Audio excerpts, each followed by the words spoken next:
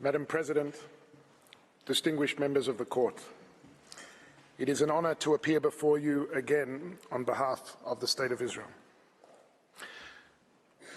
The State of Israel is singularly aware of why the Genocide Convention, which has been invoked in these proceedings, was adopted.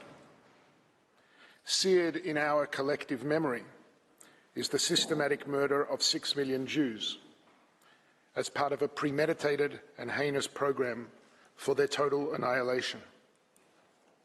Given the Jewish people's history and its foundational texts, it is not surprising that Israel was among the first states to ratify the Genocide Convention without reservation and to incorporate its provisions in its domestic legislation.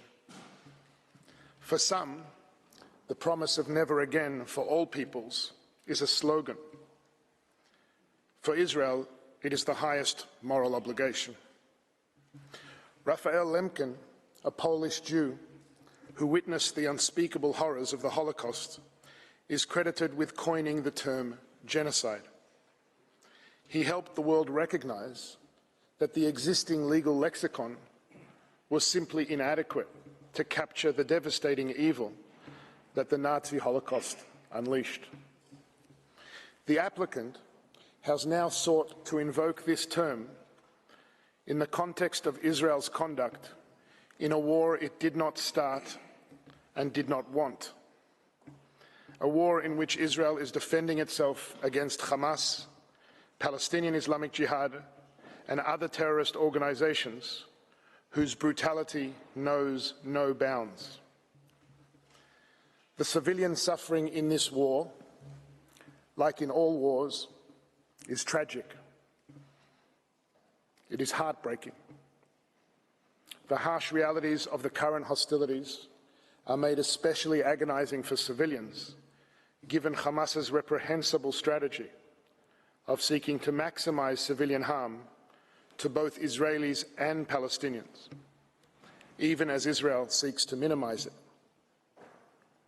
But as this court has already made clear, the Genocide Convention was not designed to address the brutal impact of intensive hostilities on the civilian population, even when the use of force raises, quote, very serious issues of international law and involves enormous suffering and continuing loss of life, end quote.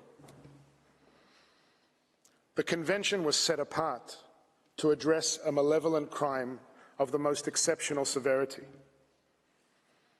We live at a time when words are cheap. In an age of social media and identity politics, the temptation to reach for the most outrageous term, to vilify and demonize, has become for many irresistible.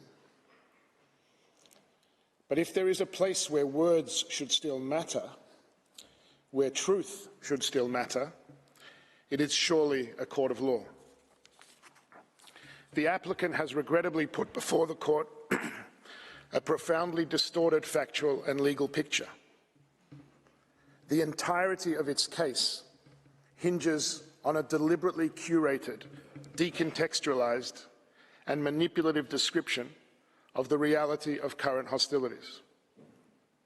South Africa purports to come to this court in the lofty position of a guardian of the interest of humanity. But in delegitimizing Israel's 75-year existence in its opening presentation yesterday, that broad commitment to humanity rang hollow. And in its sweeping counterfactual description of the Israeli-Palestinian conflict, it seemed to erase both Jewish history and any Palestinian agency or responsibility. Indeed, the delegitimization of Israel, since its very establishment in 1948 in the applicant's submissions, sounded barely distinguishable from Hamas's own rejectionist rhetoric. It is unsurprising, therefore, that in the applicant's telling, both Hamas's responsibility for the situation in Gaza and the very humanity of its Israeli victims are removed from view.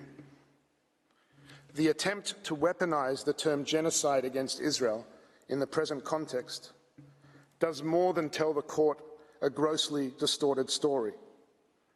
And it does more than empty the word of its unique force and special meaning. It subverts the object and purpose of the Convention itself, with ramifications for all states seeking to defend themselves against those who demonstrate total disdain for life and for the law. Madam President, members of the court, on Saturday, October 7th, a Jewish religious holiday, thousands of Hamas and other militants breached Israeli sovereign territory by sea, land and air, invading over 20 Israeli communities, bases and the site of a music festival. What proceeded, under the cover of thousands of rockets fired indiscriminately into Israel, was the wholesale massacre, mutilation, rape and abduction of as many citizens as the terrorists could find before Israel's forces repelled them. Openly displaying elation, they tortured children in front of parents and parents in front of children, burned people, including infants, alive, and systematically raped and mutilated scores of women, men and children.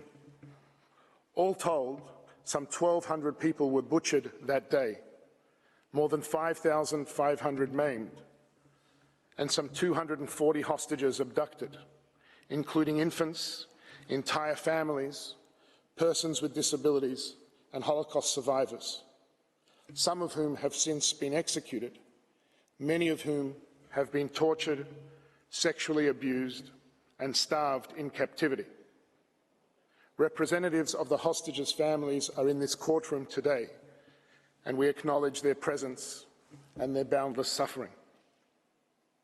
We know of the brutality of October 7th, not only from the harrowing testimonies of the survivors, the unmistakable proof of carnage and sadism left behind, and the forensic evidence taken at the scene. We know it because the assailants proudly filmed and broadcast their barbarism. The events of that day are all but ignored in the applicant's submissions, but we are compelled to share with the court some fraction of its horror. The largest calculated mass murder of Jews in a single day since the Holocaust. We do so not because these acts, however sadistic and systematic, release Israel of its obligations to uphold the law as it defends its citizens and territory. That is unquestionable.